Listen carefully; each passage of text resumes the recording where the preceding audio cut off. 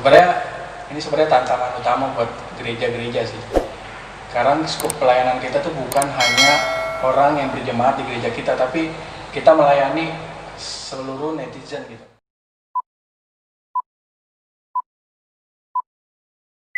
Tanggapan gimana tentang kita yang gereja online sebagai umat Kristiani? Kita sebagai pemuda Kristen nih, Abang sama Jessica, gimana sih kita selaku pemuda Kristen di tengah pandemi ini, apa yang harus kita lakukan agar kita yang walaupun gereja online, kita tetap bisa gereja seperti biasanya kita ibadah di gereja gitu.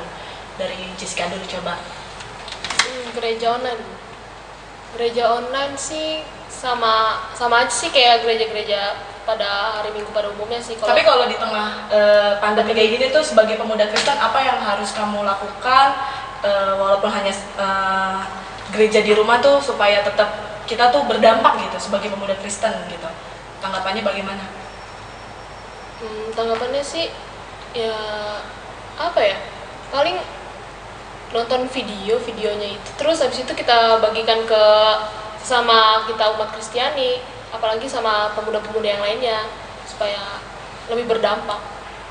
Kalau dari Bang Nopen sendiri gimana Bang tentang tanggapan pemuda Kristen di tengah pandemi seperti ini gitu?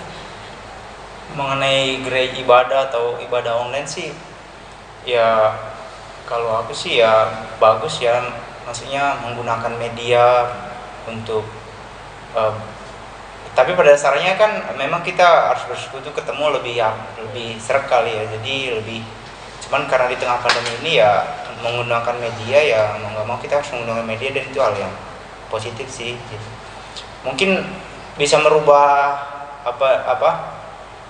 paradigma kita tentang ibadah juga sih, agak geser juga gitu, jadi bisa mempengaruhi sih. Jadi mungkin kedepannya ya lebih para pelayan gereja ya lebih memperhatikan kualitas ibadahnya lagi kalau jadi bersekutu datang bersama gitu. Jadi orang jadi nggak malas lagi datang gara-gara ibadah online gini atau live streaming atau streaming gitu. Itu sih. Kalau dari pandangannya Bang Adit gimana nih Bang? Kalau saya melihat sih dari sisi gerejanya, jadi kan mereka bertanggapi dari sisi mereka masing-masing pribadi gitu. Ini sebenarnya tantangan utama buat gereja-gereja sih.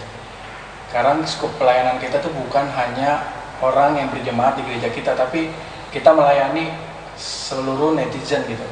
Saya pernah mengadakan online ibadah, dan yang nonton ada orang Irian, ada orang dari luar kota dan sebagainya gitu. Justru itu sebenarnya menambah ekspektasi tentang gereja itu seperti apa gitu. Luas Kenapa? gitu. Ya lebih luas. Pelayanan kita jadi cenderung lebih luas gitu. Kenapa? Karena banyak gereja yang nggak bisa menjawab tantangan gereja online gitu. Nah, justru kita pasti akan cenderung melihat mereka yang menghadirkan gereja dengan fasilitas yang cukup, dengan audio yang bagus dan sebagainya gitu. Nah, justru itu tantangan buat gereja-gereja kita gitu. Dan saya juga di gereja saya juga sama seperti itu, bahkan sampai kami harus mengedit audio dengan bagus, terdengar lebih bagus dan sebagainya gitu. Itu untuk menjawab tantangan supaya kita nggak kalah sama gereja yang punya fasilitas besar gitu. Jadi kalau menurut saya jangan untuk teman-teman anak muda ya, dimanapun kita berada gitu yang nonton juga, kita jangan takut sama gereja online. Juga banyak gereja-gereja kan udah nggak bisa menyelenggarakan ibadah terus takut nanti jemaatnya enakan ke sana gitu. Tapi sebenarnya ini tantangan gitu. Dan saya senang anak muda HKI bikin acara seperti ini gitu. Ini satu hal yang kreatif untuk menjawab tantangan kita semua gitu. Apa anak muda di gereja HKI ini bisa menjawab tantangan zaman gitu. Saya rasa kalau pandemi ini berpuluh-puluh tahun pun terjadi gitu, saya rasa pemuda HKI bisa menjawab tantangan seperti ini. Dan ini merupakan acara yang sangat bagus gitu. Justru ini menjawab tantangan, dan saya rasa nanti yang nonton nggak hanya dari jemaat ini aja, bisa dari jemaat lain, gereja luar dan sebagainya. Dan saya juga pasti akan menonton gitu. Seperti itu sih tanggapannya. Tapi ini ngomong sendirinya kalau gereja online ngerasa khusyuk nggak? Maksudnya ada ngerasain perbedaan nggak sih gitu?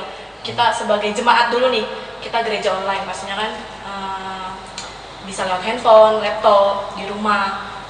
Apakah kita juga harus bersikap yang sama di gereja kayak kita bergereja, atau abang-abang sudah juga malah sebaliknya gitu? Sebaliknya tuh kayak ya udahlah orang di rumah doang kok, ya udah pakainya gini-gini aja. Ya abang, ya dari abang.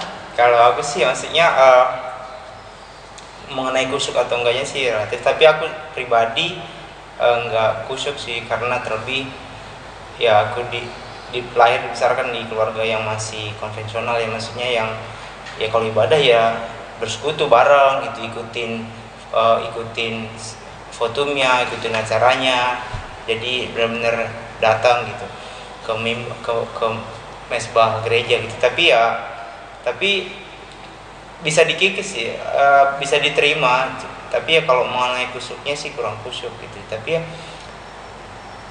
banyak juga sih sebelum pandemi ini juga kalau pribadi juga dengar sermon online, bukan video tapi berbentuk audio gitu. Tapi ya kembali lagi ke orangnya, mengenai kusyuk atau tidaknya sih ya kembali ke pribadi masing-masing. Banyak juga orang yang gereja, datang ke bangunan gereja ikut ibadah ya megang HP, pikirannya di luar gitu. Ya kembali ke pribadinya sih, tapi kalau aku pribadi kurang kusyuk, tapi bukan berarti nggak fokus gitu. Tapi gerejanya abang semua kan kita udah online semuanya kan ya di rumah ya. Nah, abang sendiri ngambil pelayanan nggak di tengah-tengah pelayanan di gereja di situasi pandemi ini? Kayak pelayanan apa yang sudah abang ambil, atau Jessica di dalam pelayanan gereja masing-masing tuh apa yang sudah kita ambil bagian gitu dari Bang Adit?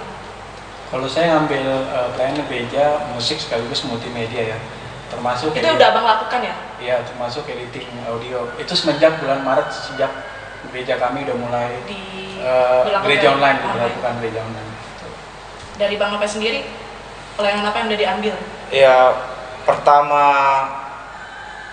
gereja mencanangkan untuk membuat ibadah online sih ya pertama pernah ngambil record videonya dan editing ya. Setelah itu mungkin jadwalnya berubah lagi ya, pernah ngambil itu sih untuk menyelenggarakan video itu, membuat videonya online gitu. Kalau program dari gerejanya sendiri tuh apa aja sih yang udah dibuat di tengah situasi kayak gini Bang? Apakah cuman hanya kita, kan tadi abang bilang ini adalah acara program talkshow yang bagus nih diadain kayak gini. Nah, kalau dari gereja abang sendiri nih kan dari GPI Petra nih Bang, abang sudah dari gerejanya melakukan program apa agar tetap kita bisa merasakan situasi gereja di rumah masing-masing gitu Bang? Biasanya kami sih kalau misalnya sebulan sekali atau 2 minggu sekali itu kami ada semacam sharing online ya. Oh, sharing online itu online Bang? WhatsApp atau gimana. Biasanya kami tuh rutin melakukan itu. Tapi setiap kami ingin melakukan satu program, kami ingin bertanya gitu, kalau kita secara online standar kita yang kita lakukan turun nggak gitu. Kalau misalnya udah ada keluar dari informasi teman-teman turun, nah kita harus gimana caranya supaya standar tetap sama gitu. Gereja konvensional maupun online harus tetap sama. Makanya biasanya itu kami berinovasi gitu. Inovasi baik dari peralatan atau dari segi software yang mau dipakai, terus media sosial dan sebagainya. Nah, biasanya kami melakukan hal kayak gitu. Nah, menyambung yang Bang Nopen tadi, itu sebenarnya sebuah pertanyaan gitu untuk kita masing-masing gitu ya. Kalau misalnya kami anak-anak, khususnya anak muda ya, bertanya, kami mau bikin ibadah online. Pertanyaannya bisa kusuk ke anak-anak gitu kan. Nah, itu pertanyaan yang pasti akan kami tanya. Ada 2 pertanyaan yang kami tanya pasti. Mengurangi standar gak? Menuruni standar gak? Terus kusuk ke anak-anak gitu. Nah, 2 hal ini pasti kami tanyakan gitu. Nah, itu kami nggak bisa toleransi gitu. Nah, yang kami lakukan adalah melakukan follow up. Jadi setiap kami ibadah online, kami punya grup kan. Nah, kami mulai dari para pengurusnya dulu. Para pengurusnya setelah ibadah online share di grup apa yang mereka dapat dari ibadah online gitu. Dan puji Tuhannya banyak yang ikut gitu. Padahal bukan pengurus, tapi banyak yang ngikutin aturan seperti itu. Dan kami bikin games, bikin apa supaya mereka benar-benar kami nggak ngurangi standar apa yang udah kami lakukan di ibadah gitu. Itu aja. Jadi memang pemuda dan remaja dipaksa untuk berinovasi. Nggak mungkin lagi kita datangin mereka, kita gereja dong atau apa, bisa-bisa ditimpuk gitu. Pertama gitu kita punya rasa ingin gitu. Tapi rasa ingin itu belum cukup untuk para pelayan. Kalau rasa ingin itu biasanya orang yang ingin eksis.